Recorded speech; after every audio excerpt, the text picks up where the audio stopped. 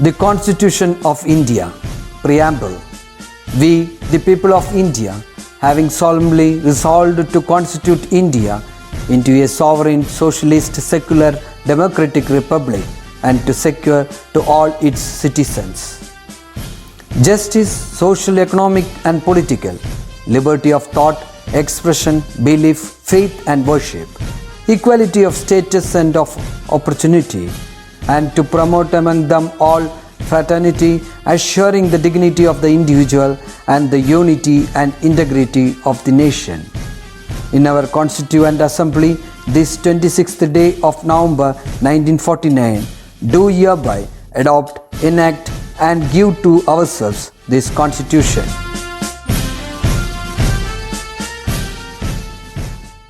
Hi students, welcome back to accountancy class. I think all are doing well.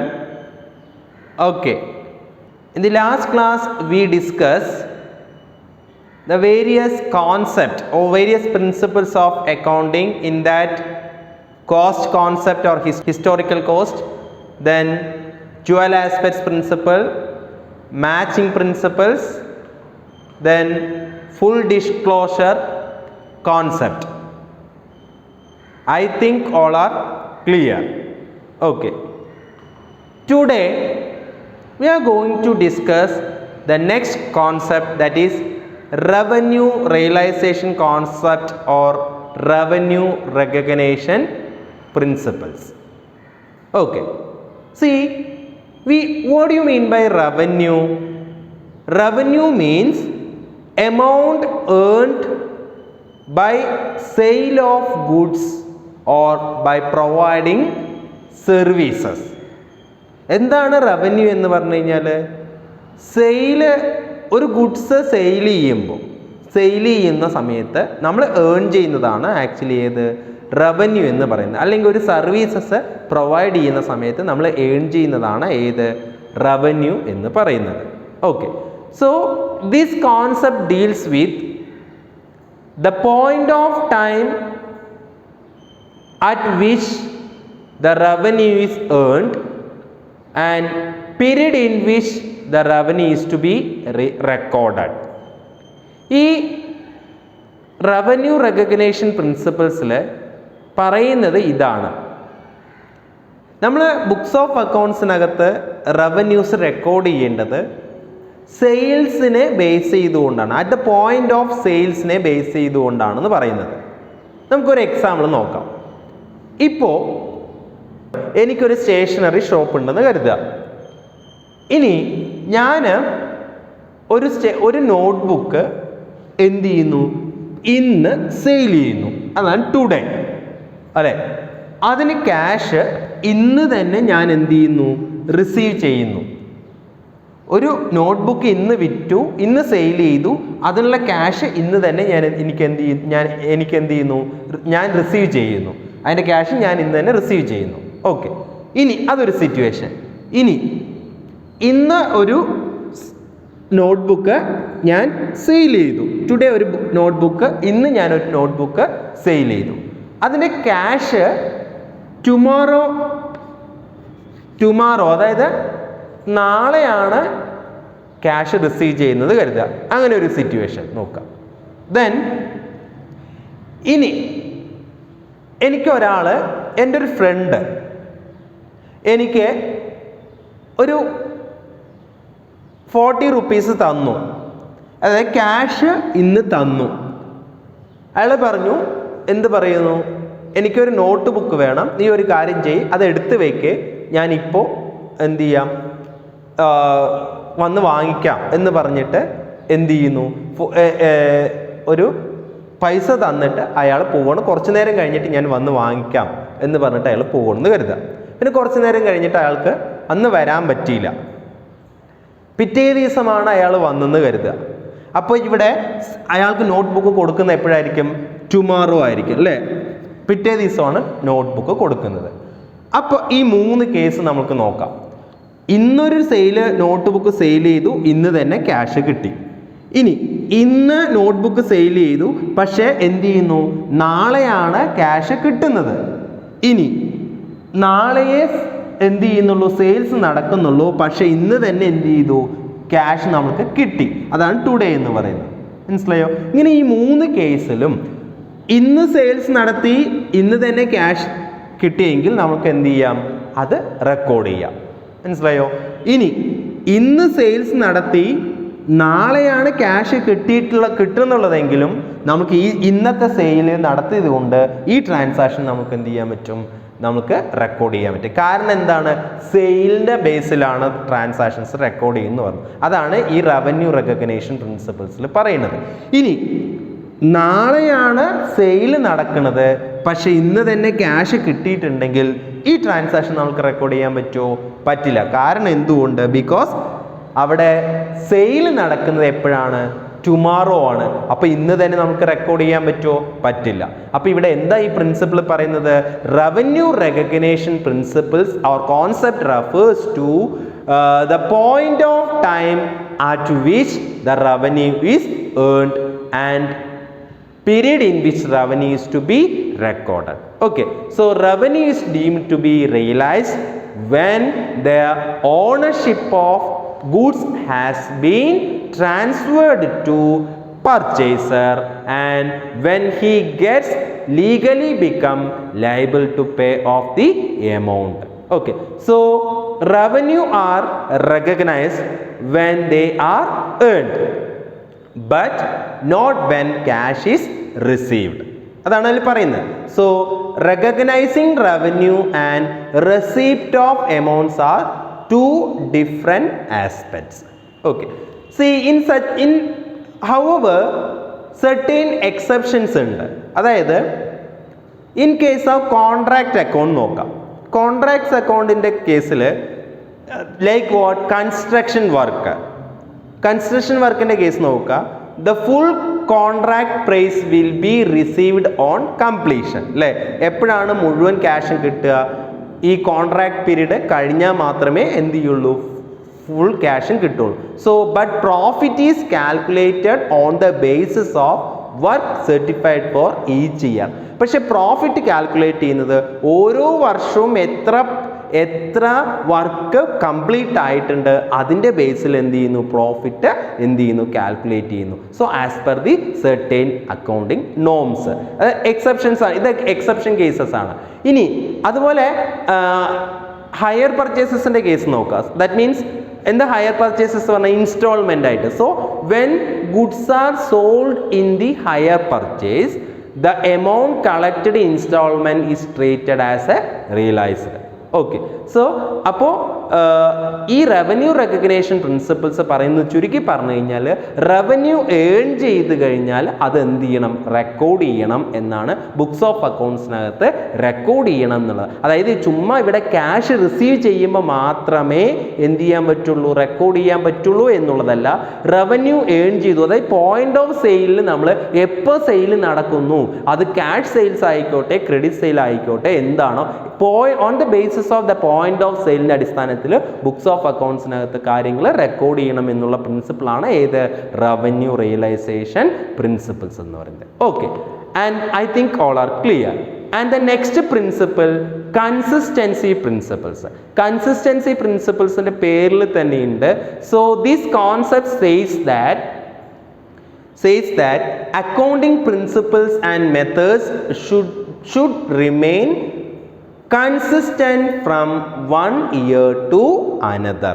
അതായത് ഒരു വർഷം ഒരു തവണ നമ്മൾ ഫോളോ ചെയ്തിട്ടുള്ള മെത്തേഡ്സുകൾ അല്ലെങ്കിൽ നമ്മൾ പ്രിൻസിപ്പിൾസ്, അക്കൗണ്ടിങ് പ്രിൻസിപ്പിൾസ് തന്നെ ആയിരിക്കണം പിന്നീട് എല്ലാ വർഷവും നമ്മൾ എന്ത് ചെയ്യാൻ, അപ്ലൈ ചെയ്യാൻ. ഓക്കെ, അതായത് ഒരു തവണ നമ്മൾ ഫോളോ ചെയ്ത മെത്തേഡ്സ് തന്നെയാണ് പിന്നീടുള്ള വർഷങ്ങളിലും എന്ത് ചെയ്യേണ്ടത്, ഫോളോ ചെയ്യേണ്ടതായിട്ട് വരുന്നത്. അതാണ് കൺസിസ്റ്റൻസി വേണം, കൺസിസ്റ്റൻസി പ്രിൻസിപ്പിൾസ് എന്ന് പറയുന്നത്. So these should not be changed from year to year. ഇതിങ്ങനെ എന്ത് ചെയ്യാൻ പറ്റില്ല, മാറ്റങ്ങൾ വരുത്താൻ വർഷം മാറ്റാനായിട്ട് പറ്റില്ല. In order to enable the management to compare the profit and loss account and balance sheet of different period and draw important conclusion about the working of the enterprises. ഇത് ഒരു തവണ നമ്മൾ ഫോളോ ചെയ്തിട്ടുള്ളതാണെങ്കിൽ അത് ത്രൂ ഔട്ട് അത് തന്നെയായിരിക്കും follow ചെയ്യാൻ. ചെയ്യേണ്ടത്. കാരണം എന്തെന്ന് ചോദിച്ചു കഴിഞ്ഞാൽ ഈ മാനേജ്മെൻറ്റിന് ഈ വർഷത്തെ പ്രോഫിറ്റ് ആൻഡ് ലോസ് അക്കൗണ്ടും അല്ലെങ്കിൽ ബാലൻസ് ഷീറ്റും അടുത്ത വർഷത്തെ ബാലൻസ് ഷീറ്റും പ്രോഫിറ്റ് ആൻഡ് ലോസ് അക്കൗണ്ടുമായിട്ട് കമ്പയർ ചെയ്യേണ്ടതായിട്ട് വരും. അപ്പോൾ ഇവിടെ ഒരു മെത്തേഡ്, അടുത്ത വർഷം വേറൊരു മെത്തേഡ് എന്ന് പറഞ്ഞു കഴിഞ്ഞാൽ ആണ് നമ്മൾ അഡോപ്റ്റ് ചെയ്യുന്നതെങ്കിൽ അത് എക്സാക്റ്റായിട്ട് കൺക്ലൂഷനിൽ എത്താനായിട്ട് നമുക്ക് കഴിയില്ല. ഓക്കെ, അപ്പോൾ ഒരു തവണ ഫോളോ ചെയ്ത മെത്തേഡ് തന്നെയായിരിക്കണം ത്രൂ ഔട്ട് ആ ബിസിനസ് ഫോളോ ചെയ്യേണ്ടതാണ് കൺസിസ്റ്റൻസി പ്രിൻസിപ്പിൾസ് എന്ന് പറയുന്നത്. Okay, and then for example a company depreciate the machinery by using reducing balance method. ഇപ്പോൾ ഒരു കമ്പനി ഡിപ്രീസിയേഷൻ കണക്കാക്കുന്നത് റെഡ്യൂസിങ് ബാലൻസ് മെത്തേഡിലാണെന്ന് കരുതുക. അതായത് ഡിപ്രീസിയേഷൻ കണക്കാക്കാൻ ഡിഫറെൻറ്റ് മെത്തേഡ്സ് ഉണ്ട്. ഡിപ്രീസിയേഷൻ കണക്കാക്കാൻ അതായത് reducing balance method, fixed instalment method, ഇങ്ങനെയൊക്കെ ഈ മെത്തേഡുകളിൽ നമുക്ക് വരും ക്ലാസ്സുകളിൽ പഠിക്കാം. ഇതിൽ ഒരു കമ്പനി ഇപ്പോൾ റെഡ്യൂസിങ് ബാലൻസ് മെത്തേഡാണെങ്കിൽ ഫോളോ ചെയ്തിട്ടുള്ളതെങ്കിൽ on a particular year the proprietor wants to oversee the profit by changing the depreciation method. This violates the principles of consistency. അതായത് ഇപ്പോൾ ഒരു ഫേം ഡിപ്രീസിയേഷൻ ചാർജ് ചെയ്യാൻ ഒരു ഡിമിനിഷിംഗ് ബാലൻസ് മെത്തേഡ് അല്ലെങ്കിൽ reducing balance മെത്തേഡാണ് അവർ follow ചെയ്തിട്ടുള്ളതെങ്കിൽ through out എന്ത് ചെയ്യണം, ആ മെത്തേഡ് തന്നെയായിരിക്കണം ഫോളോ ചെയ്യേണ്ടത് എന്നുള്ളതാണ്. അതാണ് കൺസിസ്റ്റൻസി പ്രിൻസിപ്പിൾസ് എന്ന് പറയുന്നത്. Okay, and the next one is that conservatism or concept or principles of prudence എന്ന് പറയും. Conservatism or principles of prudence എന്ന് പറയും. C, according to this concept all anticipated losses should be recorded in the books of accounts. ഇത് പ്രകാരം എന്താ പറയുന്നത് വെച്ചാൽ നമുക്ക് ആൻറ്റിസിപ്പേറ്റഡ് ലോസസ്, നമുക്ക് എക്സ്പെക്ട് ചെയ്യാൻ പറ്റും, നമുക്ക് ലോസ് ഉണ്ടാവും എന്നുള്ളത് നമ്മൾ എക്സ്പെക്ട് ചെയ്യുക. അത്തരത്തിൽ നമുക്ക് പ്രതീക്ഷിക്കാവുന്ന ലോസസ് എന്ത് ചെയ്യണം എന്നാണ് പറയുന്നത്, ബുക്സ് ഓഫ് അക്കൗണ്ട്സിനകത്ത് റെക്കോർഡ് ചെയ്യണം. But all anticipated or unrealised gains should be ignored. അല്ലേ? അതേ സ്ഥാനത്ത് നമുക്ക് നാളെ പ്രോഫിറ്റ് ഇത്ര ഉണ്ടാവും എന്ന് പറഞ്ഞിട്ട് നമുക്ക് അങ്ങനെ അത് നമുക്ക് എന്ത് ചെയ്യാൻ പറ്റില്ല, റെക്കോർഡ് ചെയ്യാൻ പറ്റില്ല. ലോസ് നമുക്ക് ഇങ്ങനെ ഉണ്ടാവാം എന്ന് പറഞ്ഞിട്ട് നമുക്ക് റെക്കോർഡ് ചെയ്യാം. പക്ഷേ നാളെ ഇത്ര രൂപ നമുക്ക് പ്രോഫിറ്റ് കിട്ടും എന്ന് പറഞ്ഞിട്ട് നമുക്ക് എന്ത് ചെയ്യാൻ പറ്റില്ല, അത് റെക്കോർഡ് ചെയ്യാനായിട്ട് പറ്റില്ല. മനസ്സിലായല്ലോ? So actually it is the policies four playing safe എന്നാണ് പറയുക. Okay, so these concepts requires that profit should not be recorded until realized, but all losses, even those which may have a remote possibility, are to be provided for in the books of accounts. ഇതിൽ പറയുന്ന ഇത്രയേ ഉള്ളൂ. നമ്മൾ expect ചെയ്തിട്ടുള്ള profit record ചെയ്യാൻ പറ്റില്ല, പക്ഷെ expect ചെയ്യുന്ന തരത്തിലുള്ള ലോസ് ഉണ്ടെങ്കിൽ എന്ത് ചെയ്യാം, നമുക്കത് റെക്കോർഡ് ചെയ്യാം എന്നുള്ളതാണ് ഏത് പ്രിൻസിപ്പിൾ, കൺസർവേറ്റിസം പ്രിൻസിപ്പിൾ അല്ലെങ്കിൽ പ്രൂഡൻസ് എന്നുകൊണ്ട് അർത്ഥമാക്കുന്നത്. And then next one, materiality concept. See, this concept says require that accounting should focus only on material facts എന്നാ പറയുക. മെറ്റീരിയൽ ഫാക്ട്സിൽ ഫോക്കസ് ചെയ്യണമെന്നാണ് പറയുന്നത്. That is efforts should not be wasted in recording and presenting facts which are immaterial in determination of income. So the material of facts depends on its nature and the amount involved. For example, ഇപ്പോൾ നമുക്ക് നോക്കാം, stock of paper, pencil, etc., paper, pencil, scale, etc. are not shown an asset. ഇത് പേപ്പറും പെൻസിലും പെന്നൊക്കെ അസറ്റാണ്, ഇതൊക്കെ things ആണ്, പക്ഷെ സാധനങ്ങൾ. പക്ഷെ ഇവിടെ നമുക്ക് ഇതൊന്നും എന്തായിട്ട് കാണിക്കേണ്ട, അസറ്റ്സ് ആയിട്ട് കാണിക്കേണ്ട. What ever the amount of stationeries brought in an accounting period, it is treated as an expenses of that period. ഇതിനു വേണ്ടി നമ്മൾ സ്പെൻഡ് ചെയ്യുക എന്തെങ്കിലും ചെയ്തിട്ടുണ്ടെങ്കിൽ അത് നമ്മൾ എന്തായിട്ട് നമുക്ക് എക്സ്പെൻസസ് ആയിട്ട് നമുക്കിതിനെ ട്രീറ്റ് ചെയ്യാം. ദിസ് കോൺസെപ്റ്റ്, ഈ മെറ്റീരിയാലിറ്റി കോൺസെപ്റ്റിൽ പറയുന്ന ഇതാണ്, accounting should focus only material facts എന്നാണ് പറയുന്നത്. ഓൺലി മെറ്റീരിയൽ ഫാക്ട്സ്, അതായത് efforts should not be wasted in recording and presenting the facts which are immaterial in the determination of income. Okay, objectivity concept or verifiable concept. See, according to this concept, every business record must be based on supported by documentary evidence. ഈ objectivity കോൺസെപ്റ്റിൽ പറയുന്നത്, ഒരു ബിസിനസ്സിൽ നമ്മൾ transactions record ചെയ്യുമ്പോൾ ആ ട്രാൻസാക്ഷൻസിന് ഒരു evidence വേണം, ഒരു ഡോക്യുമെൻ്ററി എവിഡൻസ് വേണം. മനസ്സിലായോ പറയണത്? അതായത് ബില്ലുകളോ വൗച്ചറുകളൊക്കെ വെച്ചിട്ട് വേണം എന്ത് ചെയ്യാൻ, ട്രാൻസാക്ഷൻസ് റെക്കോർഡ് ചെയ്യാൻ. So we do not pass any entry in the books of account unless there is a voucher for it. Voucher ഇല്ലെങ്കിൽ നമുക്ക് ആ ട്രാൻസാക്ഷൻസ് എന്ത് ചെയ്യാൻ പറ്റില്ല, എൻ്റർ ചെയ്യാനായിട്ട് പറ്റില്ല. So this concept advocate that accounting should be free from personal bias. Okay, that is objectivity principles. I think all are clear the concept of accounting. Okay, next topic, system of accounting. See, the system of recording transaction in the books of accounts are generally classified into two ways, that is double entry system of accounting and single entry system of accounting. What do you mean by double entry system of accounting? That is, double entry system of accounting is based on the principle of dual aspects, principles of dual aspects. That means every transaction has two aspects, that is receiving aspects and giving aspects. So receiving aspect is debit and giving aspect is credit. ഇത് നമ്മൾ പഠിച്ചതാണ് അല്ലേ? ഏതൊരു transaction എടുത്താലും എത്ര aspects ഉണ്ട്? രണ്ട് aspects ഉണ്ട്. റിസീവിങ് ആസ്പെക്ട്സും ഉണ്ട്, ഗിവിങ് ആസ്പെക്ട്സും ഉണ്ട്. റിസീവിങ് ആസ്പെക്ട്സ് ഡെബിറ്റ് ആയിരിക്കും, ഗിവിങ് ആസ്പെക്ട്സ് ക്രെഡിറ്റ് ആയിരിക്കും. So thus one account is debited and thus one other account is credited. So double entry system is a complete system of accounting അല്ലേ?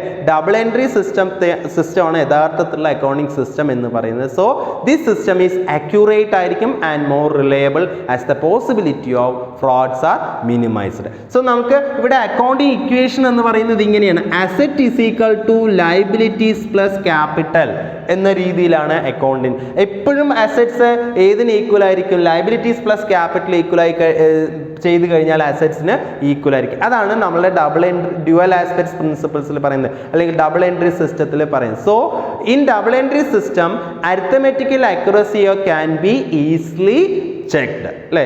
ഈ double entry system ആണെങ്കിൽ നമുക്ക് അക്കൗണ്ട്സിൽ ഒരു കൃത്യത ഉണ്ടായിരിക്കും, അത് നമുക്ക് അക്യുറസി ചെക്ക് ചെയ്യാൻ എളുപ്പമാണെന്നാണ് പറയുന്നത്. So double entry system can be implemented by big as well as small organisations. Okay, and the next system, what is it? Single entry system of accounting ഉണ്ട്. അത് എന്ന് പറഞ്ഞു കഴിഞ്ഞാൽ single entry system is not a complete system of accounting. ഇത് complete system of accounting അല്ല. So it never record two aspects of each and every transactions. ഓരോ ട്രാൻസാക്ഷൻ്റെ രണ്ട് ആസ്പെക്ട്സും ഈ സിംഗിൾ എൻട്രി സിസ്റ്റം പ്രകാരമാണെന്നുണ്ടെങ്കിൽ റെക്കോർഡ് ചെയ്യാറില്ല. So for some transaction only one aspect is recorded, for others both aspects are recorded. Okay, C instead of maintaining all accounts only personal accounts and cash books are maintained under single entry system. Single entry system പ്രകാരം എല്ലാ accounts ഒന്നും maintain എല്ലാ accounts ഒന്നും maintain ചെയ്യാറില്ല. Personal അക്കൗണ്ട്സോ അല്ലെങ്കിൽ cash ബുക്കോ അങ്ങനെയുള്ള കാര്യങ്ങൾ മാത്രമേ എന്ത് ചെയ്യാറുള്ളൂ, റെക്കോർഡ് ചെയ്യാറുള്ളൂ. ഏത് സിസ്റ്റം പ്രകാരമാണെങ്കിൽ സിംഗിൾ എൻട്രി സിസ്റ്റം പ്രകാരമാണ്. So accounts are maintained under the systems are incomplete ആയിരിക്കും, അൺസിസ്റ്റമാറ്റിക് ആയിരിക്കും ആൻഡ് ദെയർഫോർ നോട്ട് റിലയബിൾ ആയിരിക്കും. അത് റിലേ ചെയ്യാൻ നമുക്കത് വിശ്വസിക്കാൻ പറ്റില്ല. ഓക്കെ, സോ അതാണ് സിംഗിൾ എൻട്രി സിസ്റ്റം എന്ന് പറയുന്നത്. Okay, I think all are clear that there are two system of accounting, double entry system and single entry system. ഇതിൽ റിലയബിൾ ആയിട്ടുള്ള സിസ്റ്റം ഏതാണ്? ഡബിൾ എൻട്രി സിസ്റ്റമാണ്. നമുക്ക് പഠിക്കാനുള്ളതും ഇവിടെ എന്താണ്, ഡബിൾ എൻട്രി സിസ്റ്റത്തിൽ എങ്ങനെ പ്രോബ്ലംസ് വർക്കൗട്ട് ചെയ്യുക, ഡബിൾ എൻട്രി സിസ്റ്റമാണ് ഫോളോ ചെയ്യേണ്ടത്, എങ്ങനെയാണ് അത് ഡബിൾ എൻട്രി സിസ്റ്റത്തിൽ അക്കൗണ്ട്സുകൾ എങ്ങനെ ചെയ്യാമെന്നാണ് നമുക്ക് പഠിക്കാനുള്ളത്. സിംഗിൾ എൻട്രി നമ്മൾ പഠിക്കുന്നുണ്ട്, ലാസ്റ്റ് ഒരു ചാപ്റ്ററിൽ നമുക്ക് സിംഗിൾ എൻട്രിയെ കുറിച്ചും പഠിക്കുന്നുണ്ട്. പക്ഷേ നമുക്ക് കൂടുതലും അക്കൗണ്ടന്റ് കൂടുതലും ആളുകൾ യൂസ് ചെയ്യുന്ന സിസ്റ്റം ഏതായിരിക്കും? Double entry system. Double entry സിസ്റ്റത്തിന് പ്രത്യേകത, every transaction have the two aspects, receiving aspects and giving aspects. Okay, അത് നമുക്ക് കൂടുതലായിട്ട് ഇനി വരും ലെസൺസിൽ നമുക്ക് പഠിക്കാനായിട്ട് പറ്റും. Okay, I think all are clear. That's all for today. If you have any doubt please contact me.